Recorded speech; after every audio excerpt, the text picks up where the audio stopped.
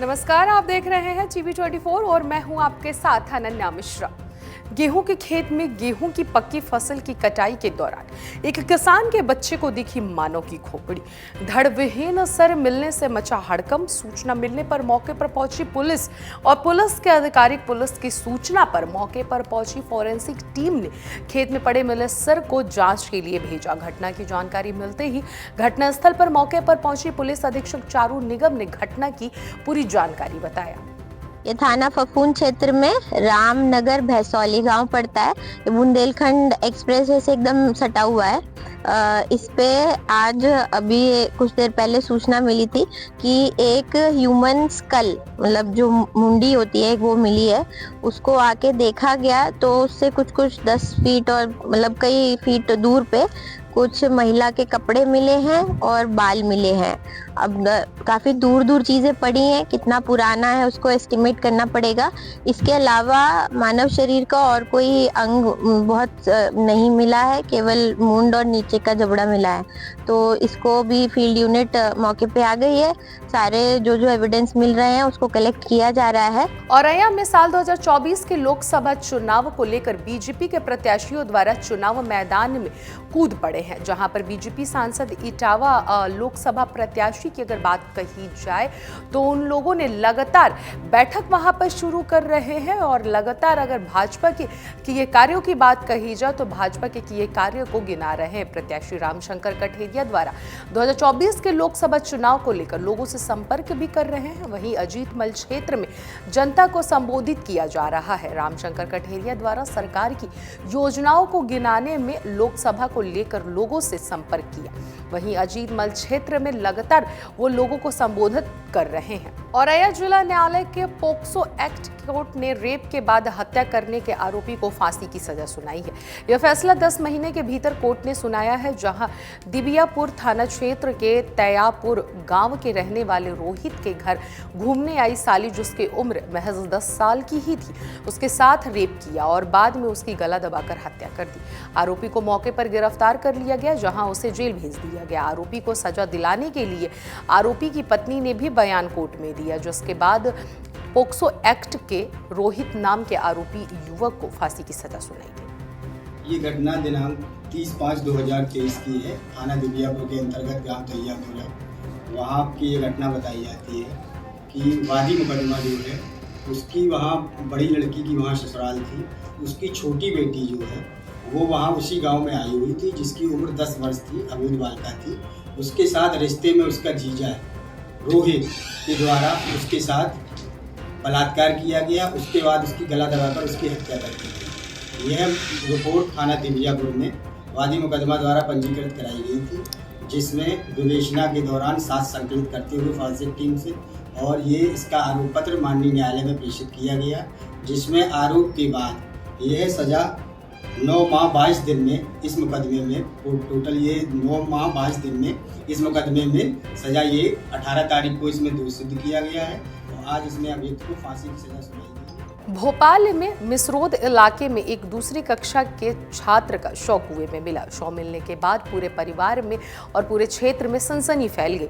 वह 4 दिन पहले 17 मार्च को लापता हो गया था। क्रिकेट खेलने को कहकर घर से निकला था। वहीं मृतक के चाचा ने बताया कि अब घर से दोस्तों के साथ क्रिकेट खेलने कहकर निकला था, जिसके बाद वो घर अभी तक नहीं लौटा। 2 दिन पहले दोस्तों के पास खेलने के लिए जाते हुए उसका CCTV भी फुटेज पुलिस को सामने मिला है। साथ ही साथ वो ये भी बताते चलते हैं कि आपको कि हालांकि साथी बच्चों ने यह भी बताया है कि खेलने के बाद वो अकेला घर जाने को बोलकर निकल गया।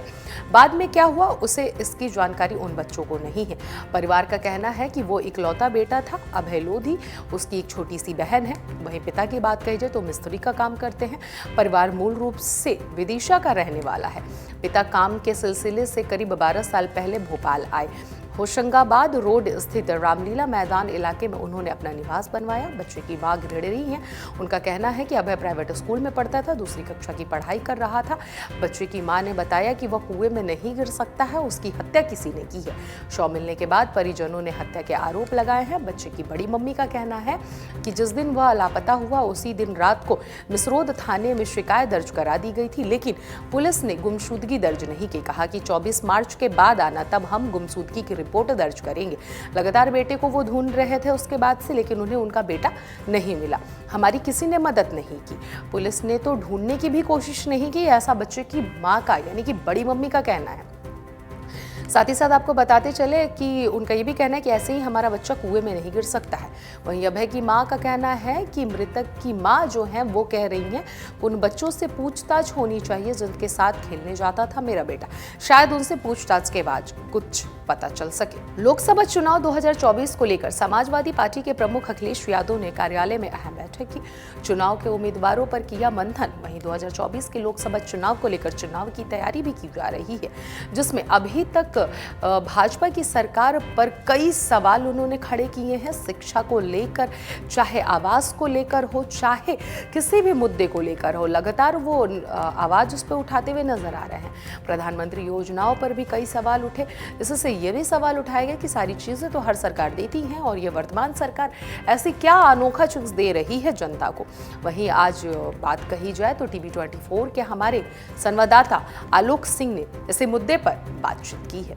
चुनाव को लेकर समाजवादी पार्टी में एक बैठक हुई जिसमें लोकसभा चुनाव के अहम मुद्दे भी उठाए गए हैं और चुनाव की आगे रणनीति क्या रहेगी, कैसे चुनाव में यहाँ की जनता से कैसे वोट लिया जाएगा, जिसको देखते हुए आज हमारे साथ समाजवादी पार्टी के दारा सिंह यादव मौजूद हैं। आज हम इनसे जानना चाहेंगे कि आज जो ये मीटिंग रखी गई थी इसमें क्या कुछ रहा है और लोकसभा चुनाव को लेकर के क्या कुछ मुद्दे रहेंगे। देखिए, सबसे पहले समाजवादी पार्टी की जो आज बैठक थी उस पर मंथन हुआ है। कई सीटें अभी बाकी हैं लिस्ट आने के लिए, तो उसी को लेकर कुछ लोग पार्टी में जुड़ने भी आए हैं। जैसे बाहर से आए हैं, राजस्थान से, तमिलनाडु से भी लोग आने लगे हैं मिलने के लिए।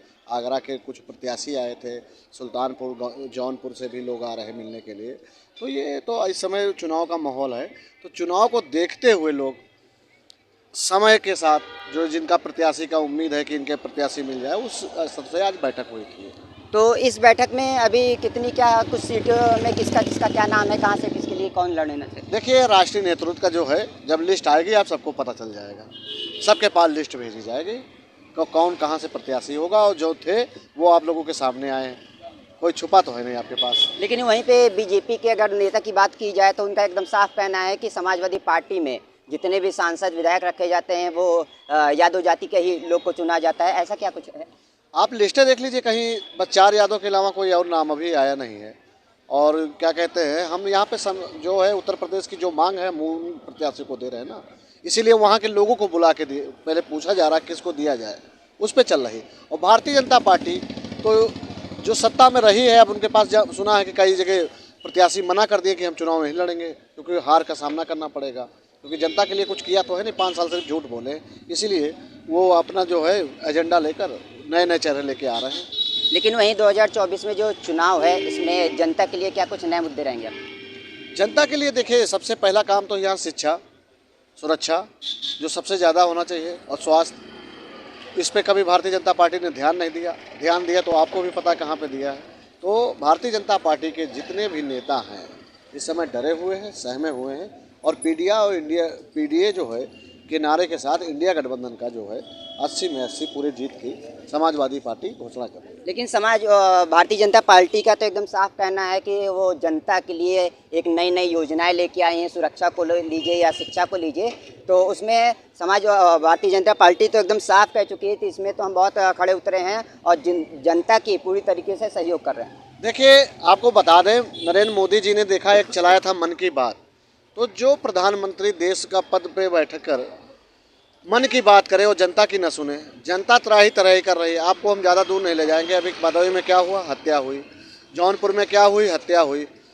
जहाँ पे मोदी जी खुद उद्घाटन करने गए थे वहाँ क्या हुआ, हत्या हुई। उस गांव में 5 हत्याएं हुई और उनका आज तक खुलासा नहीं हुआ। तो आप कैसे कह सकते कि वहाँ पे सुरक्षा व्यवस्था उत्तर प्रदेश में अच्छी है? लेकिन यहाँ पे जनता के लिए योजनाएं जो मोदी सरकार ने दी थी, योजनाएं तो हर सरकार देती है, बस ये बदल के दे रहे हैं। सरकार तो पिछली भी देती थी। गैस सिलेंडर कोई इन्होंने फ्री में नहीं दे दिया। अब शहरों में पाइपलाइन लग गई है, जो एमटी खाली थी उन्हें उठा के गांव में फ्री कर दिया, और फ्री करने के साथ रेट कितना बढ़ा दिया। अब वो देखो, स्मृति ईरानी ने जब प्रचार करने गई थी बोली थी अमेठी में कि 13 रुपये में चीनी मिल रही है। चीनी खत्म, मिट्टी का तेल खत्म, पेट्रोल का रेट आप देख लीजिए, जब 50 पैसे का रेट बढ़ता था, 25 पैसे बढ़ाती थी सरकार सरकारी मतलब खर्चे को लेकर, जो रोड बनाने के लिए या अस्पताल बनाने के लिए, तब यही भारतीय जनता पार्टी नागिन डांस करती थी आके सड़कों पर। और अब 50 रुपये 75 रुपये डायरेक्ट बढ़ाए जा रहे हैं, तो क्या महंगाई नहीं है? वहीं भारतीय जनता पार्टी के सांसद जो है वो कौशल किशोर हो मोहनलालगंज से, जो है यहाँ लखनऊ से आपके रक्षा मंत्री रहे, ठीक है, उनका सबका कहना है कि कोई भी पार्टी कितनी भी गठबंधन कर ले, लेकिन हमारे पार्टी पे कोई असर नहीं आने वाला है और इस बार की सरकार में 400 पार की वोटिंग है हमारी। सबसे पहले हम बता दें, भारतीय जनता पार्टी 40 लोगों का गैंग लेके चलती है। जैसे अली बाबा 40 चोर नहीं होते, वैसे एक गिरोह बना रखा है। उन्होंने 40 पार्टियों से गठबंधन करके कर रहे हैं, अकेले कुछ नहीं कर रहे हैं। और रही बात राजनाथ सिंह की, तो राजनाथ सिंह को याद होगा कि इन्होंने पत्रकार चौराहे पे बोला था कि युवाओं को इतना रोजगार देंगे और उनको ज़्यादा कोई आईडी नहीं दिखानी होगी, एक आईडी दिखानी होगी और भारतीय जनता पार्टी उनको नौकरी देगी। वो पिछली सरकार में थे गृह मंत्री, आपकी रक्षा मंत्री हैं, ठीक है, उनको याद दिला दें। दूसरा रहा कौशल किशोर जी, नशा मुक्त अभियान चला रहे हैं और उनका बेटा खुद नशे से मर गया। बड़ा दुख हुआ कि उनके बच्चे का मतलब देहांत हुआ, नशा से हुआ। और जब उसके बाद भी मैंने कई बार आवाज़ उठाया हूँ, मोहनलालगंज में खुलेआम ड्रग्स बिकते हैं और उसी ड्रग्स माफिया को इन्होंने जिला पंचायत का टिकट दिया था, ठीक है, और जिसने गिरफ्तार किया था उसको 24 घंटे के अंदर अंदर यहाँ से ट्रांसफ़र करके दूसरी शहर भेज दिया गया था। तो भारतीय जनता पार्टी जितने भी वादे करती है उसके खिलाफ होते हैं। ये अपराधियों को सबसे ज़्यादा शरण देते हैं। ये जितनी महंगाई हुई है आज भारतीय जनता पार्टी की देन है। इसके लिए आपको जनता के बीच में गाँव में जाना चाहिए, शहर पे कोई नहीं बता पाएगा। जैसे कि आपने देखा कि आज हमारे पास समाजवादी पार्टी से दारा सिंह यादव मौजूद रहे और उन्होंने लोकसभा चुनाव को लेकर 2024 में कैसे चुनाव की तैयारी की जा रही है और कैसे क्या कुछ है कि आगे जनता का दिल कैसे जीतेंगे। मैं आलोक सिंह, TV 24 नेटवर्क, लखनऊ। अभी के लिए बस इतना ही। देखते रहिए TV 24।